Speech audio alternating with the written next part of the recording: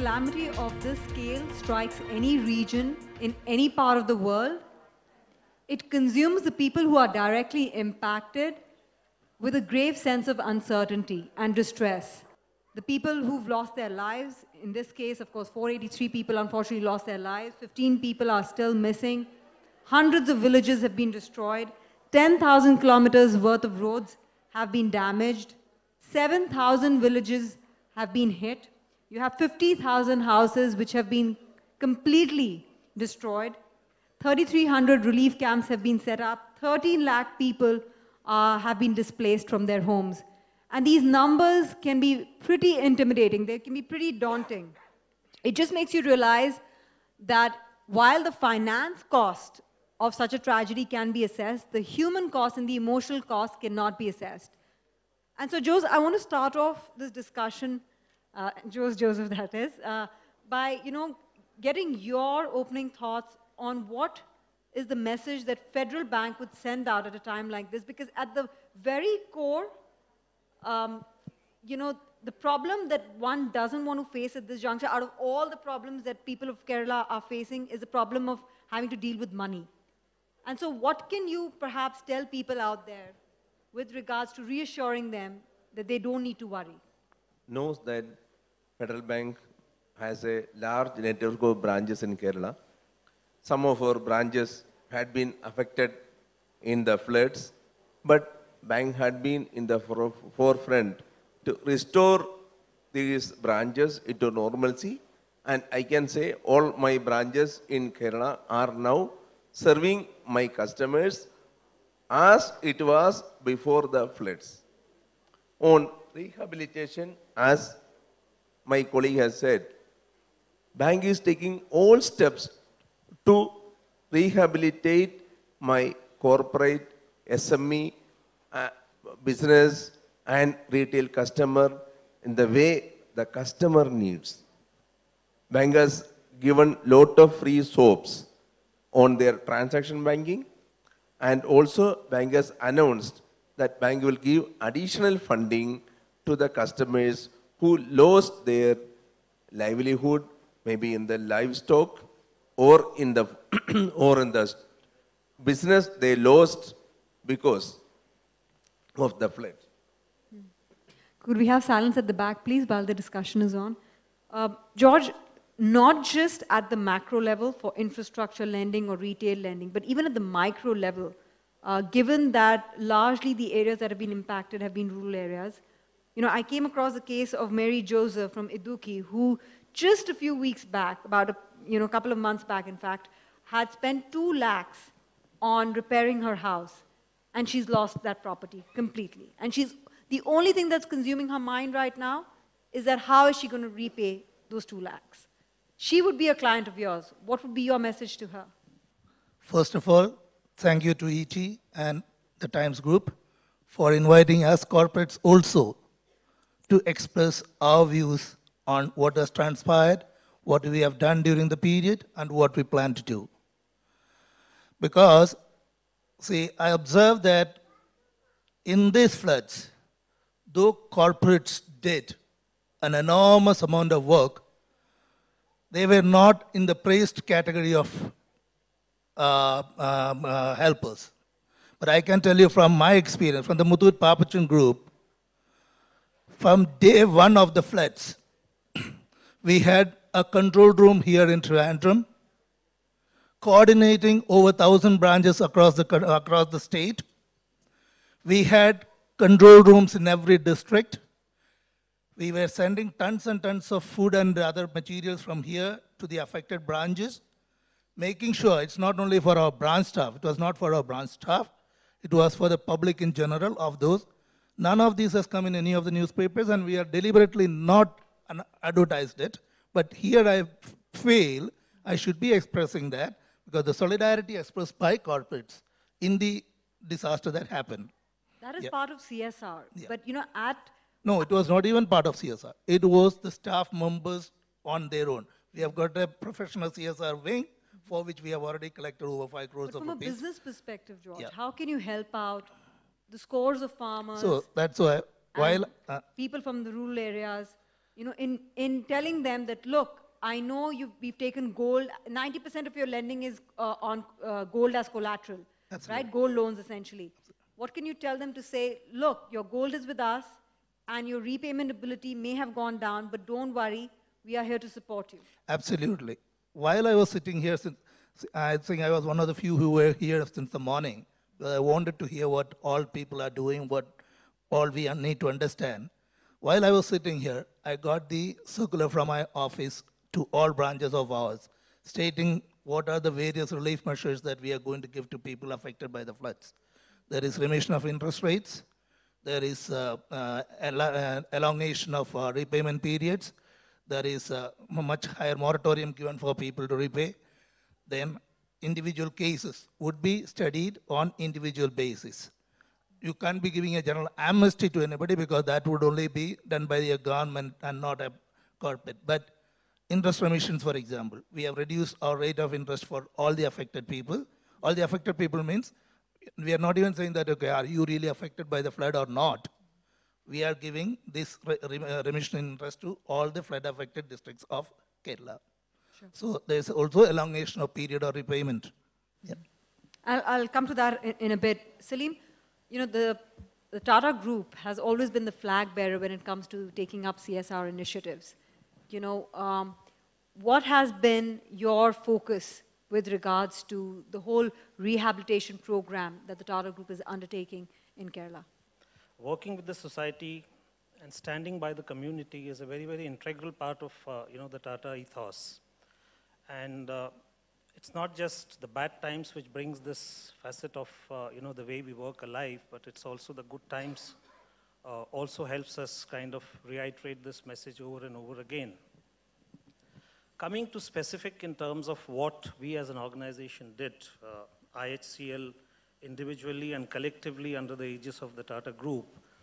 Now, when the calamity emerged, when it actually happened, we have a formidable presence as far as the state of Kerala is concerned with 8 hotels across the state. And then along with the entire Tata Group which operates in Kerala, we had close to about 1,000 volunteers who came together from various parts of the country. And the immediate focus was in terms of reaching out to people on those 3-4 days when actually people were suffering.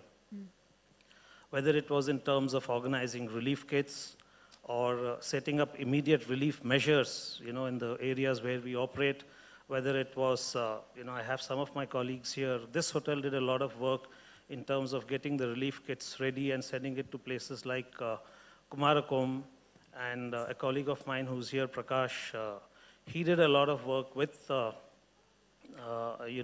Tata Relief Committee in ensuring that we had the mobile RO plants coming in, reaching Ernakulam and Cochin on time, and then we had these mobile RO plants going into far-flung remote areas to ensure that there is potable drinking water made available. So there was a lot of work which happened during those 3-4 days.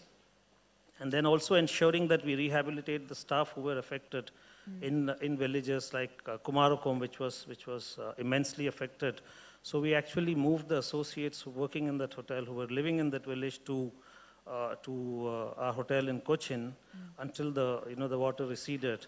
And then the associates across the hotels coming together and working in the villages, going to the houses of those associates and in the villages where people were affected and cleaning up the houses and taking part in the relief camps. Yeah.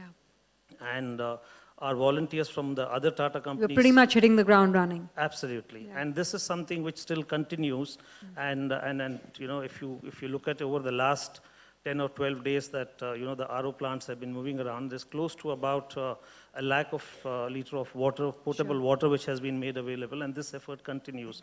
And even today on ground, we have close to about 1,000 people still working and hand-holding and working with the communities. Yeah, that's admirable. Jose Dominic, you have nearly 30 years of experience in building eco-friendly hotels across Kerala. Now, the thing is, lakhs and lakhs of people have lost their homes.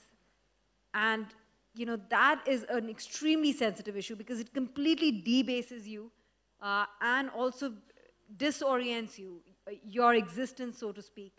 There are about 7,000 homes which have been completely destroyed, nearly 50,000 partially damaged. How can you take your expertise and collaborate with construction companies, infrastructure companies, to build more eco-friendly homes? Because it's really, while we've established the problem, it's really where we go from here next to ensure that people have a safer future.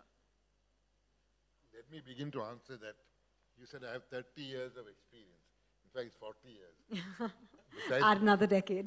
besides that, those years of experience was the experience in the Kerala model. It's a very unique model of made in Kerala. Just speak. Yeah, made in Kerala. When in that model is what you can call the eco-friendly, people-friendly. It is, well, I think the Kerala model you can carry. It's a model where participative, inclusive, even though it could be argumentative, the Kerala model. And in that model, and I think tourism's role of this model, see, when the world became aware of the magnitude of the calamity, when Cochin Airport was down. Yeah. Everywhere we saw pictures of floods and all that, but Cochin Airport is down. And that showed the execution. Of course, Cochin Airport worked full time on war footing and got it up. And that indicated, and many establishments in tourism was all down. Kumaragam, for example, in Kumaragam, Coconut Lagoon, the pioneer was under 4 feet of water. And we had teams working about pumps working and cleaned out. And from 15th of August, and on the 1st of August, it was back on stream. But that was not the problem. The problem is when organizations and corporates can do that, what about all the houses all around? And that was the big challenge. So therefore, it became a realization to us, it's not enough that you bring back a hotel into shape. It's not enough you bring back the airport into shape. So what are you doing with that realization? And therefore extending help to those many small houses which are down. People require hand-holding. Yes, and their own, the old, say, in the backwaters, or in places like Wayanad. It was a big shock what came about. So the hand-holding that required is that you can put back your house, well, assistance will come and rebuilding will happen. Are you working towards assisting we are now working towards a system in which how you can, first of all, cleaning the place. And even in Coconut Lagoon, we found snakes in the ceiling. Not a few, not one or two, but dozens of them. Look at the whole home. So our target and the help was, yes, we are with you. Our knowledge, our abilities are now became part of the village's ability. Right. Extending ourselves out to them. Right. Can I add on that? I'll just come to you, Jose, in a bit. Anand, we need to highlight the bigger picture out here, right? As part of the Times Network initiative, India for Kerala, this is an opportunity that India must not let go of in terms of the learnings that we can pick from here to upgrade and upscale. So I think, even now, I think as we speak, just 15 days after the disaster, we are still within the disaster zone and still thinking with a very specific and micro approach to what needs to be done. I mean, there is an injury and you're sort of healing that. But I think as a corporation and a media network of national reach, our view and perspective probably is a little different from most of the people who spoke today. And I think we need to highlight a very important aspect, which is the economic consequences of what happened in Kerala, as not as if it just happened in Kerala. Now, from the Indian Ocean, moist air comes up, it comes as monsoon for ages. For me, when I look at it, and I stay in Bombay, I stay in Versova, which is, practically a large part of it is backwaters, mangrove swamps. You guys had some 5 or 6 days of incessant rains. We had about 10 years back, 4 hours of incessant rains, and the entire locality was under 4 feet of water. what scares us is, what if that kind of a thing had happened to a more populated area like Bombay? I mean, Kerala is not as populated as Bombay, definitely. And Kerala probably also has the space enough for the water to drain compared to a small place like Bombay. And then you look at how much is the possibility of the same thing happening next year to Goa or Bombay or any of these places. And then you realize the enormous cost of potential damage to economy and life as such as we know it. And there's something specific about this Kerala story. This kind of things happen on the East Coast, and somehow, I mean, not that we should not be sensitive to that, but even our own network, we did not sort of start off one, India for Orissa about 5 years back or 7 years back when that happened. The reason is that we did not expect this to happen here. And the fact is that it happened. And the fact is that we need to relook at why are these things happening and what are the possibilities of these things happening. I mean, just as we speak, in fact, yesterday, I'm sure some of you all know, there has been a similar calamity in Japan. 6 people died. Just last year, there was a string of hurricanes which hit the Caribbean. And now these things are happening almost every year. Freak weather pattern. Last year, there was a 16-degree summer in a 16-degree day in February in Toronto. Now, we need to sort of not look at this as freak anymore. I don't think it is freak anymore. This is probably the new normal. Not probably, this is the new normal. And this is going to happen to the West Coast. And if it is going to happen to the West Coast, or it's going to happen to Central India, or it's going to happen to, Kashmir. I mean, just recently went to Kashmir and came back. The Jhelum hit that has happened on Srinagar is, even now the scars are there. What is the economic consequences of this?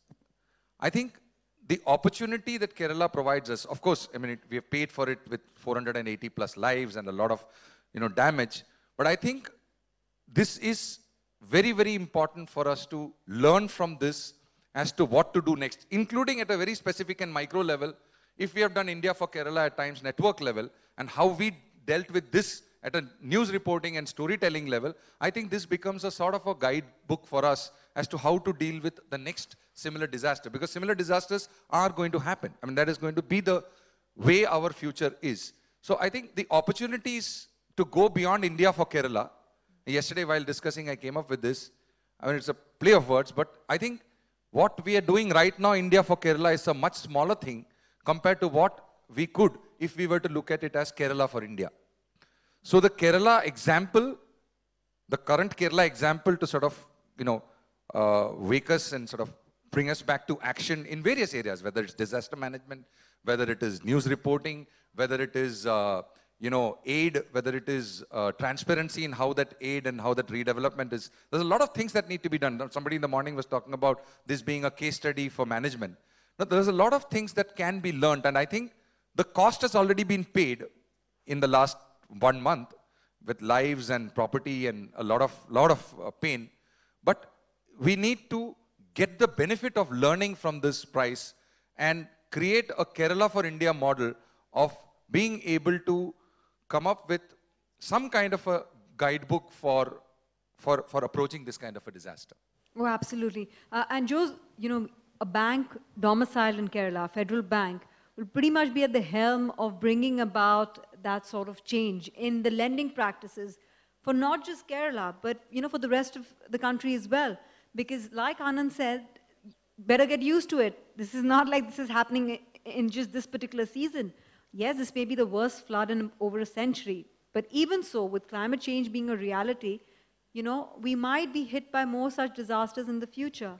And every time a disaster would hit us, we would need redevelopment. And every time we would need redevelopment, we would need funding, we would need financing, and banks such as yours need to be prepared for it. Okay, there are few aspects into this. The long-term infra funding, construction of roads, bridges, which had been lost because of the natural calamities, one part, building up of houses, and furnishing of the houses. There are millions of people who had lost everything in their life. They may be having only the clothes which they are putting on. Federal Bank had come out with a plan, Fed Connect.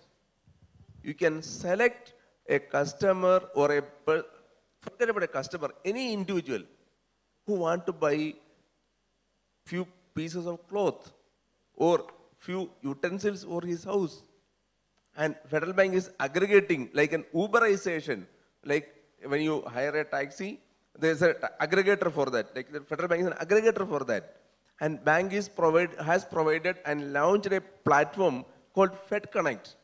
Anybody want to contribute to somebody who want to build up his house and furnish his house, bank is there to support.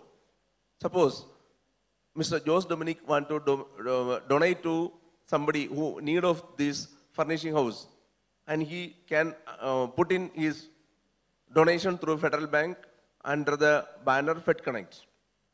And the bank under its CSR, Hermes Memorial Foundation, we undertake that the person who is selected by Mr. Jose Dominic, we certify that the end use of the funds Mr. Jose has dominated. What is also okay, please, yeah. This is one part of, that's what we do, one.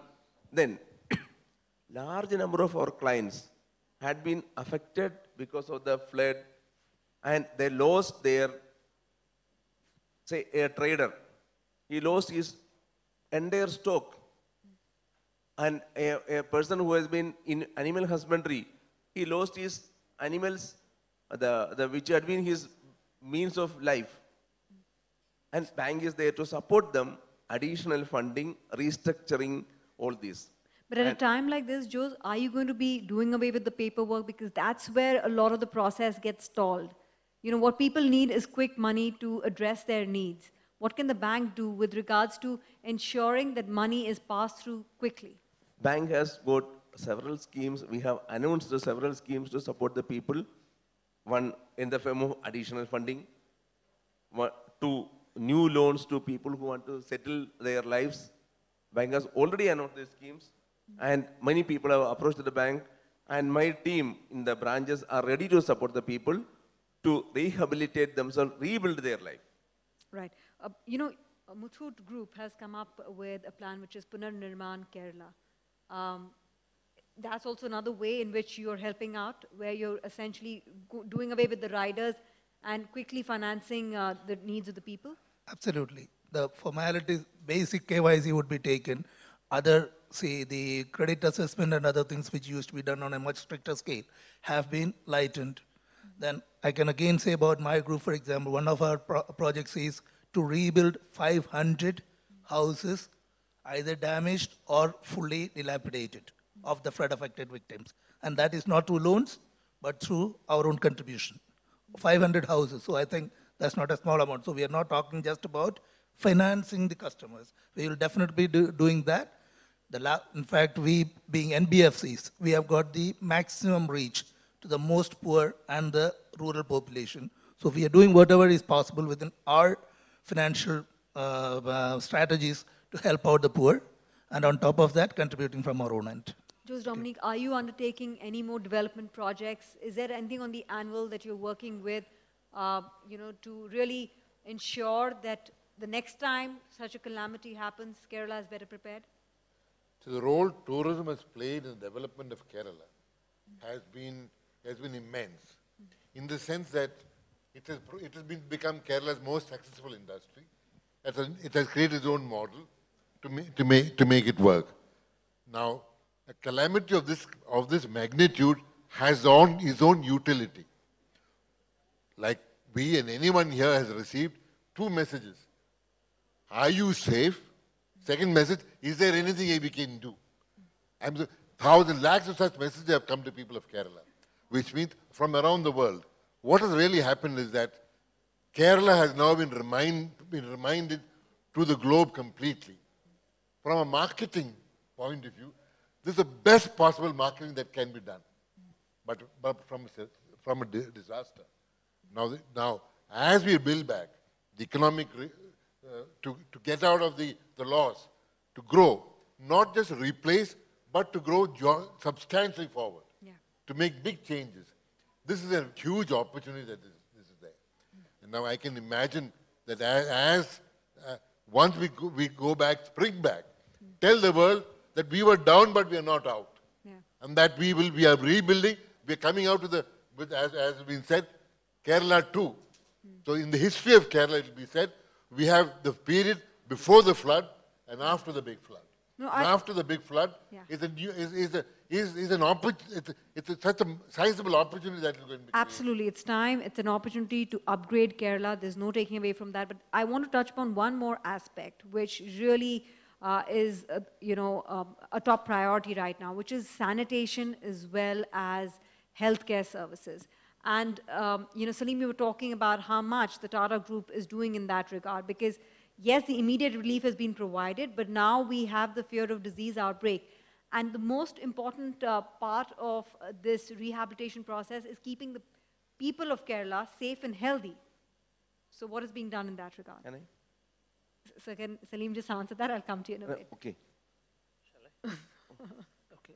Yeah, Tanvi, as I said, we have our volunteers at the various relief camps, working with the agencies, with the NGOs here at the medical camps, educating people, working on, sensitizing them to the need of, hygiene and sanitation, and then at, say at the IHCL level, driving this message across, the associates, and also working with them, having those volunteers from within the organization who are actually working in the houses of the people whose homes have been affected and cleaning up the places for them and making them habitable for them. So this is at, the IHCL level, and at the Tata Group level, the volunteers are there spread wide across the state, working with the various agencies, driving this message hard and fast. Right. Anand, this is not the first and the last time that this has happened. In fact, research studies are suggesting that rising temperatures have led to huge fluctuations in the monsoon winds, carrying the moisture from the Arabian Sea, causing heavy rain spanning days over the Western Ghats as well as central India. So brace yourselves. This is something that's going to become a bit of a new normal for us to deal with, every now and then. And so it becomes even more critical that we don't have a fix-it-for-now approach, but take a more structural approach to setting up a disaster management framework that one can resort to in a time of crisis. So I think, and I'm quoting from an earlier panel today morning, and what has sort of been written about this after this event, and also probably looking at what happened after the Orissa cyclone. One point is, I don't know what is the jury otherwise, but 400 people after such a big disaster actually is a very good record. There could have been a lot more. And I think therefore, whether it is, people-led or system-led or government leading from the front or armed forces or police, in this case, everything came together and in a very happy manner came together, and therefore I think the results are very good. This, I think, is something that should be a little more institutionalized. Because, as we speak, there are questions about, where the sluice gates sort of brought down a little too late. Was the electricity board, a sort of a factor which led to the delay? Or, how much of water is, not too much of water? Because after all, the hydroelectric, power capacity comes from that. So I think there is a requirement, and like you said, because of the change that is now there, and I don't think that change is really, personally, I don't believe it is because of an environmental degradation of Western Ghats that you got rains. This is part of a total global climate change which is happening due to a lot of factors, including deforestation.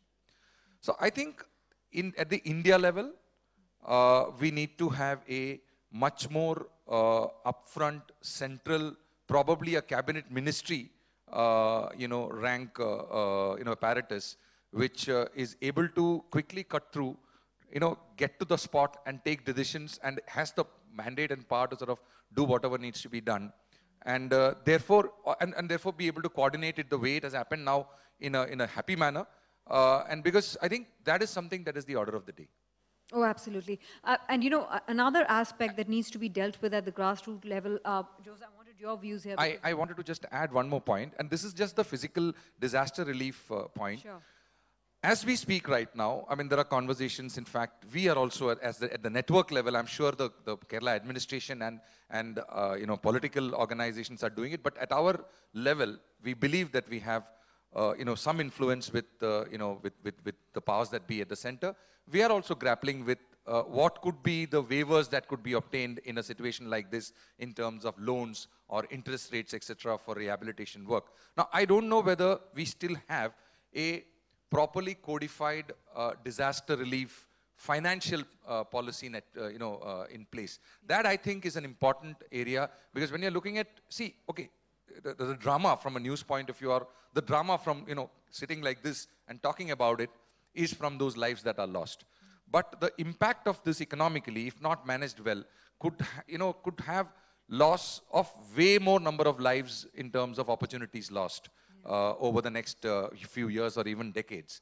So I think a policy framework for a financial response, an economic response, or a policy response at the central level to this kind of an event is something that is required. I mean, otherwise there's going to be this kind of bickering, okay, whether 500 crores is the right amount or 20,000 crores is the right amount. No.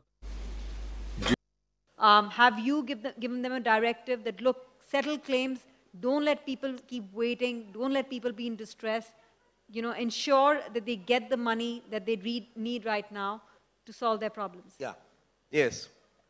Federal Bank has come forward in helping the people, assuring instructing our partner in life insurance, IDBI Federal Life Insurance Company, that all claims should be settled within a time-bound manner, and the TAT given to them is 24 hours.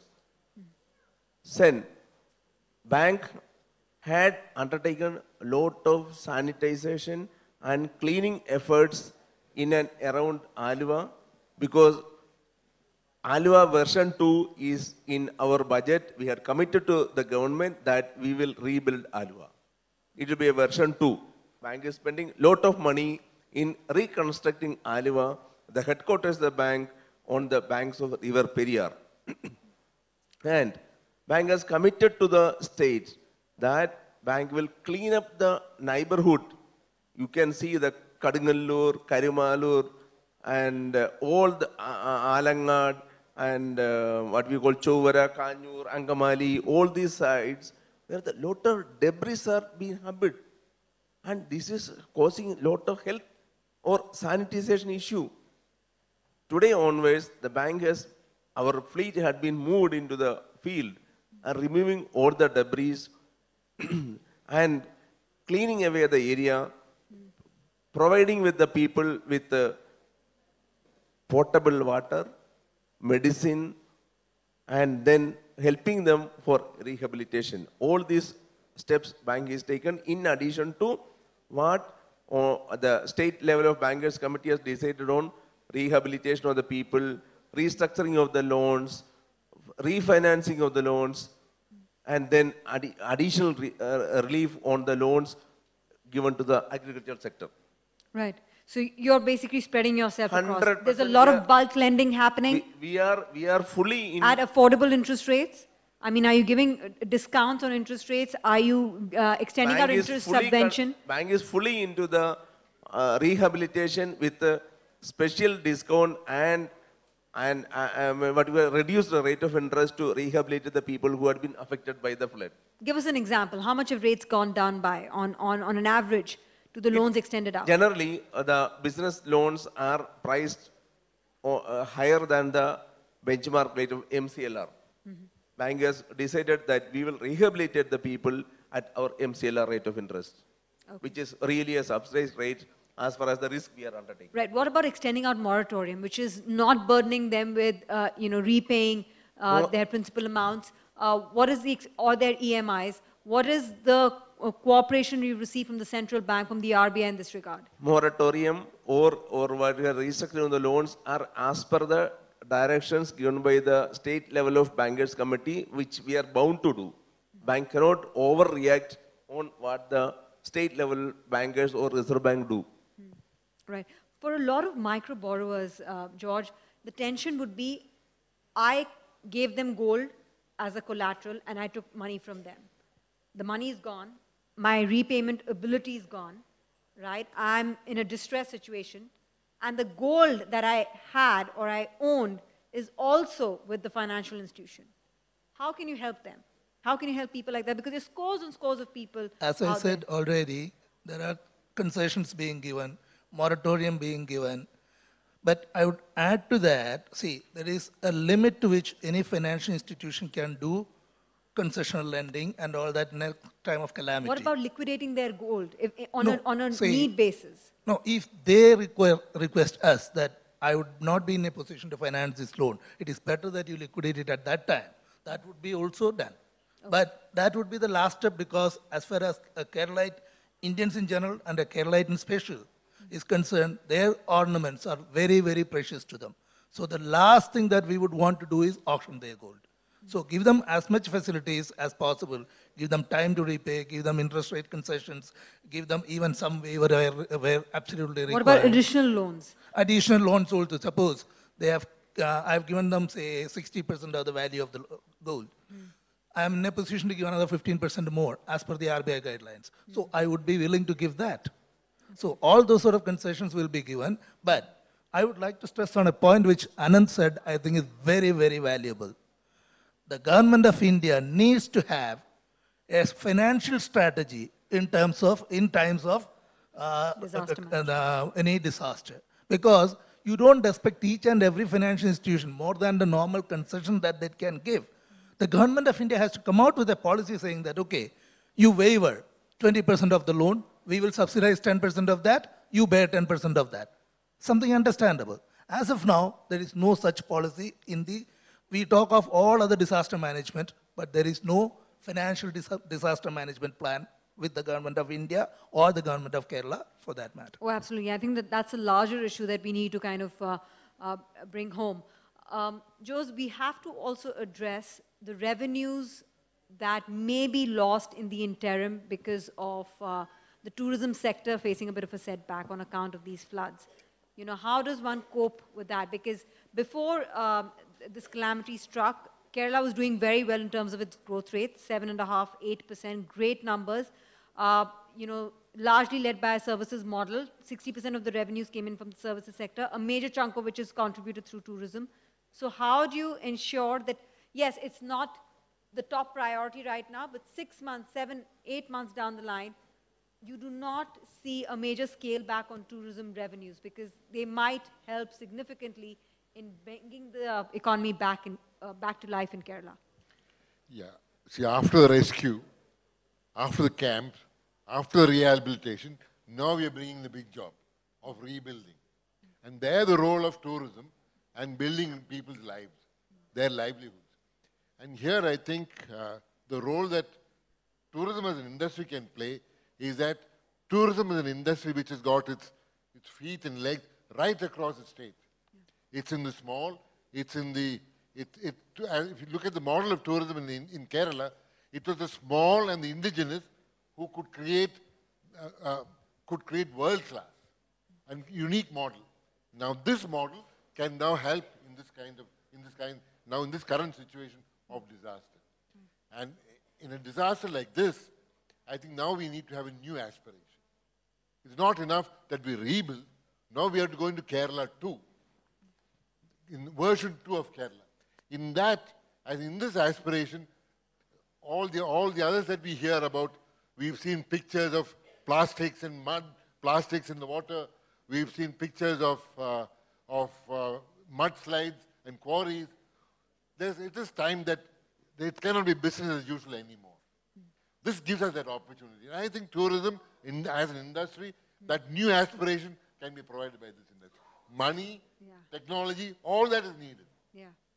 But that new vision for Kerala after the flood, it's a new Kerala that we aspire for.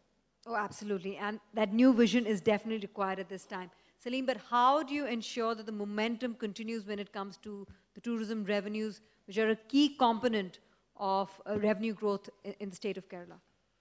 Yeah, Tanvir, tourism has been, a major driver for revenue as far as Kerala is concerned. It's one of the major industries, and it's for no reason that it was called God's own country. It'll always be God's And own it will country, always be. right? I'll add to that when I conclude as to what I have my thoughts on this caption, God's own country, because now coming back to this, yes, whenever there is a calamity, especially in a destination, tourism is the first casualty.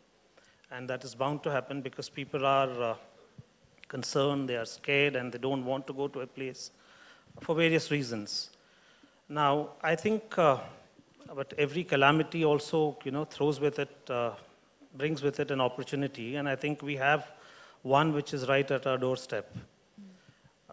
What is heartening here is, the Kerala Travel Mart, which is a biannual event, was scheduled to be in September, and fortunately, when we scan the environment and see, there is a lot of might and force for us to go ahead with this event at the end of this month. So this is a great opportunity for us to tell the world that, yes, we were in the midst of a calamity, but we have bounced back, we are bouncing back, and to create that immediate impact that, all is not lost. So this is a great opportunity which I think all of us as a fraternity need to, stand by and give this message very, very strong, because after all, this is a country which even God was proud of. Yeah. So it's time we give him back his own country. Oh, absolutely. Could we have a round of applause on that?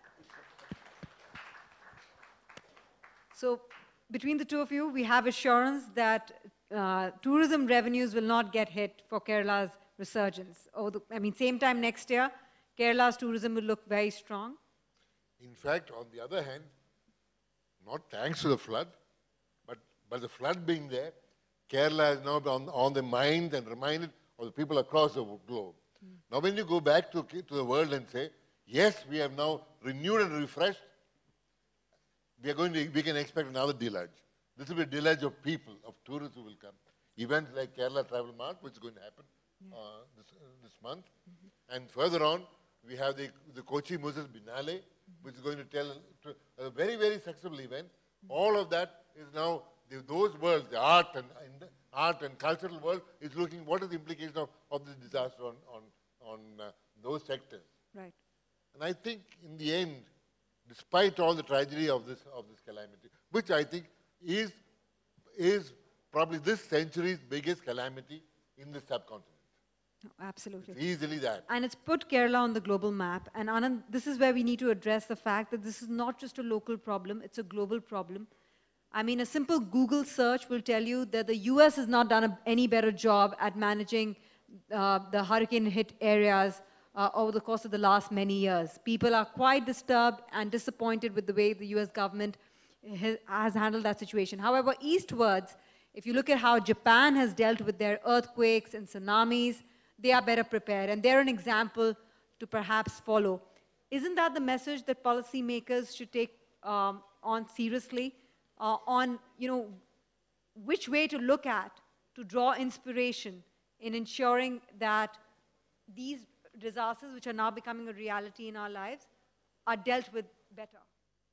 Yeah, I think, this has some shades of the last points made. And, we discussed this, the US example versus the Japan example. And like Tanvir says, US has a history of just fix it and move on till the next disaster happens.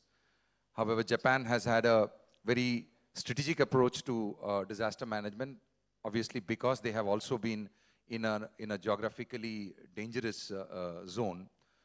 Culturally, they have been a little more sensitized.